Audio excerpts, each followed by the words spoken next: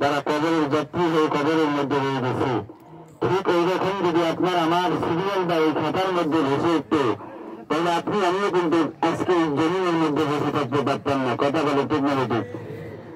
সম্মানিত হাজিরিন, আমাদেরকে হায়াতে তৈয়বা মালিক রাখছে, তারপরে আমরা কি করতে হবে? সেই মালিকের কাছে শুকরিয়া আদায় করতে হবে। কি কথা বলেন ঠিক না ঠিক?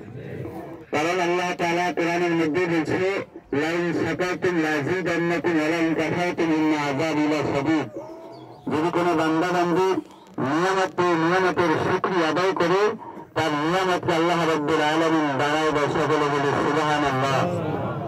আর যদি কেউ নিয়ামতের শুকরিয়া আদায় না করে, তাহলে নিয়ামত তো শুধু ছিনিয়ে নেয় না, তার জন্য কঠিন আযাবের ব্যবস্থা করে। সকলে বলে নাউযুবিল্লাহ।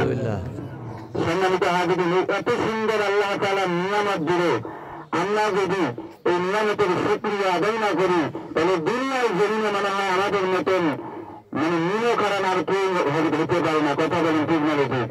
কারণ আল্লাহ তাআলা ডাক দিয়ে বলছে, ইন্নাল ইনসানা লিরাব্বিহি লাকানুত।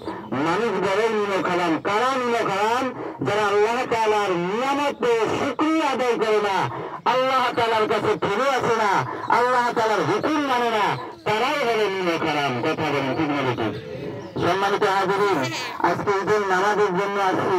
এখানে একটি মাস ধরে রোজা রাখলাম, অনেক আশা আকাঙ্ক্ষা নিয়ে এই নামাজ শুকরিয়া আদায় করার জন্য ঈদগাহ মাঠে আসলাম। এই ঈদগাহ মাঠে এসে আল্লাহ তাআলার ইবাদত করলাম। আল্লাহ রাসূলের সাহাবী বলতেছে, যখন বান্দা বান্দীরা ঈদগাহ মাঠের জন্য, ঈদগাহের সালাতের জন্য বাড়ি থেকে বাইরে হয়ে যায়, একদল ফেরেশতারা তারা প্রতিটা মোড়ের মধ্যে থাকে, আর ওই সমস্ত মুসল্লিদেরকে স্বাগতম জানায়, মারহাবা জানায়। সকলে বলি সুবহানাল্লাহ। তাহলে আমরা দানি না অদানি? কথা বলেন, দানি না অদানি?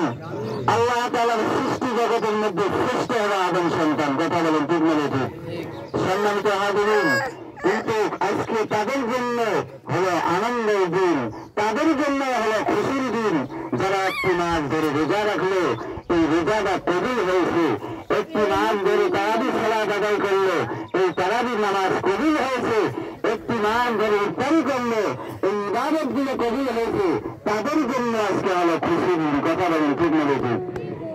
মন খারাপ করবেন না। এই সমাজ, এই মজলিসের মধ্যে অনেক ভাই আছে, তারা কি রোজা রাখে নাই, কিন্তু তারা যদিও ঈদগাহ মাঠে এসেছে, কিন্তু তার মনের মধ্যে একটা দুর্বল কাজ করতেছে। কথা বলেন ঠিক না ঠিক?